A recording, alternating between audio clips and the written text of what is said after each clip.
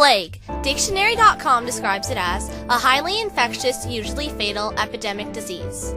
The Black Plague started in 1330 and spread across Europe. By 1351, 25 million people were dead. The plague was a large conflict in medieval European history. One of the first outbreaks of the plague occurred in China in the early 1330s.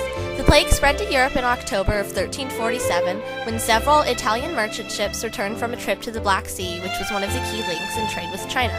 Once the ship docked in Sicily, Italy, many of those on board were dying of the plague. Within days, the disease spread to the city and surrounding countryside. The following August, the plague had spread as far north as England, where it gained the name the Black Death. The disease spread with incredible speed. For some, they could be with their families in the morning and dead by the evening. In winter, the disease seemed to disappear because fleas, which helped carry it from person to person, were dormant then. Each spring, the plague returned, and after 5 years, in 1351, 25 million people were dead. The most common type of the Black Plague is the bubonic plague. Bacilli are the bacterium that holds the plague. This bacterium enters the body from the flea bites and enters the lymphatic system. This form of the disease is characterized by buboes, or large inflamed and painful swelling in the lymph glands of the groin, armpits, or neck. It takes about a week to die from this version of the plague. The pneumonic plague is the most deadly and does not require flea bites to spread. The bacilli reach the lungs and severe pneumonia occurs. Death occurs within 3 to 4 days. The septicemic plague is almost 100% fatal. Bacilli enter the bloodstream and are caused directly by flea bites. Death can occur within 24 hours. Those with septicemic would die almost so quickly that obvious symptoms would not yet appear. This is the most contagious version of the plague because the bacilli contaminates water droplets spread by coughing. In the Middle Ages, buildings were crowded and poorly ventilated, so that it was extremely dangerous to be around others. In all three versions of the plague, internal bleeding causes large bruises to appear on the skin. More than 50% of cases of the plague occurred in males, and around 50% of cases occurred in people younger than 20 years. Infected individuals developed a sudden fever that turned the face a dark rose color, a sudden attack of sneezing, followed by coughing up blood, and then eventually death. The plague also affected society and the economy. At the time and for hundreds of years afterwards, people did not know what was causing the sudden deaths of their companions and families. They became bewildered, terrified, and panicked. Some saw it as divine retribution, in other words, punishment from God for mankind's sins. Others blamed leopards, invisible particles carried by the wind, and Jews for poisoning the wells. There were no room in churchyards to bury bodies, or even enough coffins to store them in. As a result, hundreds of people were buried in large trenches called plague pits, against religious rules. Others were merely thrown into the street. The plague also affected religion as well. The plague caused Christians to question why their prayers hadn't been answered. There were serious labor shortages throughout Europe, which led to workers to demand higher wages, which landlords refused. Economy fell apart. In the 1300s, civilian protests broke out in England, France, Belgium, and Italy, such as the Peasants' Revolt in England in 1381. The plague also triggered the end of the feudal system. The outbreak shattered communities and set families against one another. Essential services such as law and order barely existed in most areas. Properties were deserted and the sick died alone. Agriculture was at a standstill and crops withered in the fields, and the farm animals wandered unattended.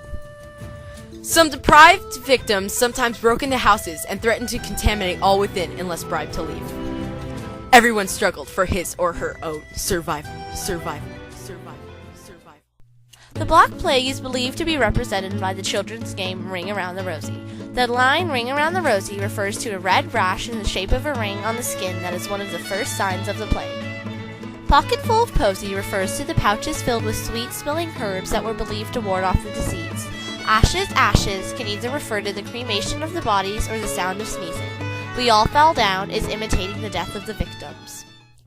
The beginning of the end of the Black Death was medical cures. Civilians tried many useless methods to cure the Black Plague, such as protection through talismans, potions, self-punishment for sins committed, and carrying little bags filled with crushed herbs and flowers over their noses. In the time of the plague, the doctors went around treating or trying to treat people with the disease. They were called beak doctors because of the bird-like mask they wore to protect themselves from the plague.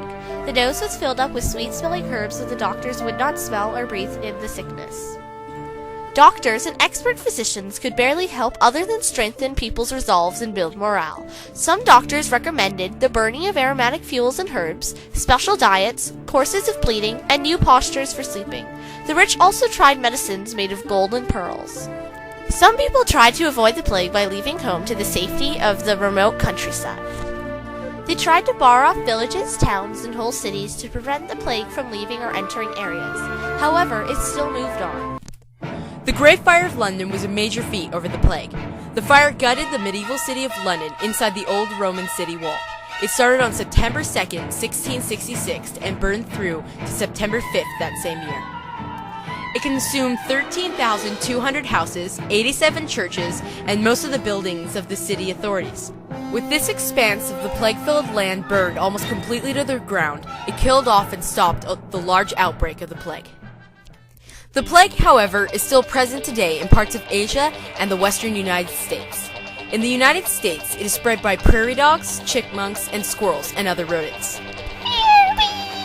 In 1992, the World Health Organization reported 108 deaths resulting from the 1,768 causes of the bubonic plague worldwide. The last and most effective compromise of the plague is modern-day medicine. A vaccine is now available. However, it takes several weeks to become effective and therefore is no good use in an epidemic. Though the plague is still around today, it is a lot less deadly than it was in the 1300s. So the next time you are walking down the street and see someone coughing and sneezing, you have nothing to fear. It is much more likely for them to get the common cold than the Black Plague.